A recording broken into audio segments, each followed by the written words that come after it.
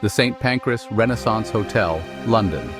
The St. Pancras Renaissance Hotel in London is a stunning example of how historic buildings can be transformed into luxurious modern spaces.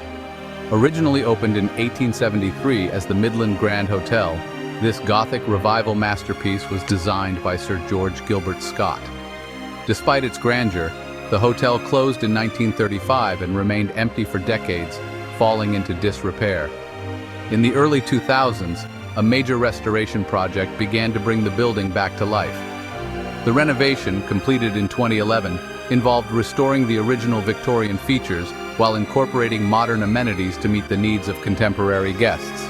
The grand staircase, vaulted ceilings, and intricate woodwork were all painstakingly restored, while modern additions like a spa, gym, and high-end restaurants were seamlessly integrated into the design.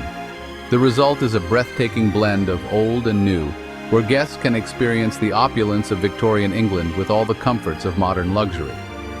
The St. Pancras Renaissance Hotel stands as a testament to the enduring appeal of historic architecture and the possibilities of modern restoration.